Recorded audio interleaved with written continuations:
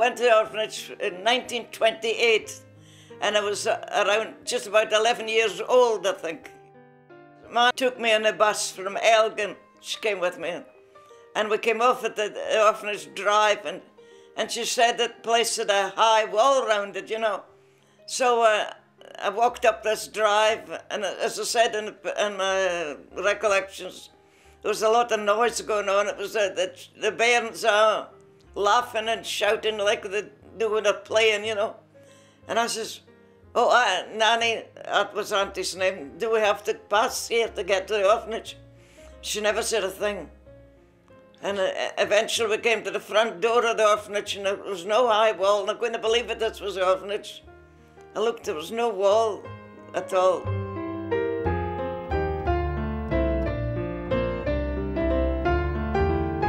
We'd all got jobs to do, you see.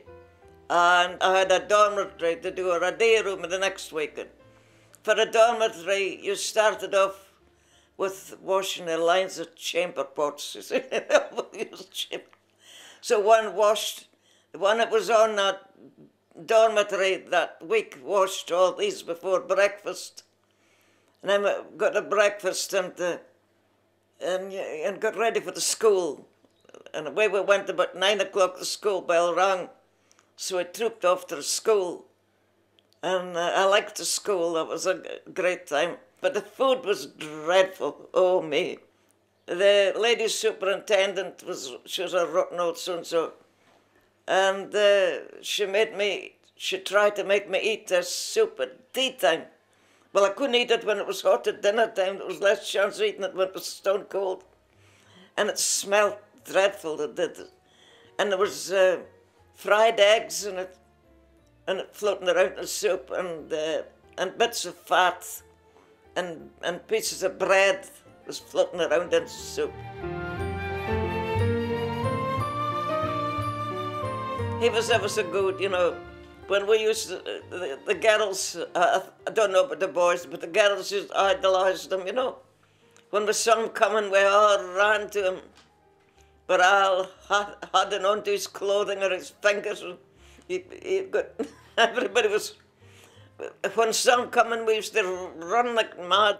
On Sunday evenings after church, Dean Wolfe used to take the whole orphanage, whole lot of boys and girls. That was but the only chance that brothers and sisters could meet, or girl and boyfriends could get established was during that walk, or during the dances, and the dances every week. It was an opportunity for brothers and sisters to be together, because they weren't allowed to meet otherwise in ordinary times, because there was a fence up between the girls' and boys' playground, a high wire fence, and they could just speak to each other through the fence, you see. That was the worst of the orphanage, where they didn't allow the brothers and sisters to meet each other. Must have been very difficult for those who had that.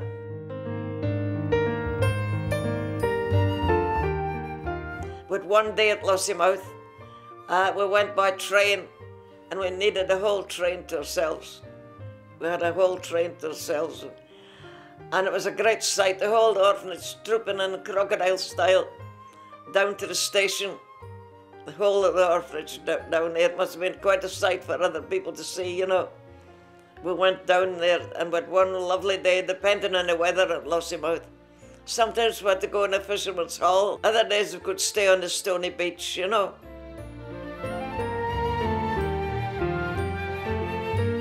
Well, I liked school and the church, and they tried to make us interested in what we'd find outside when we left the orphanage. There was a room that they kept for old boys and girls.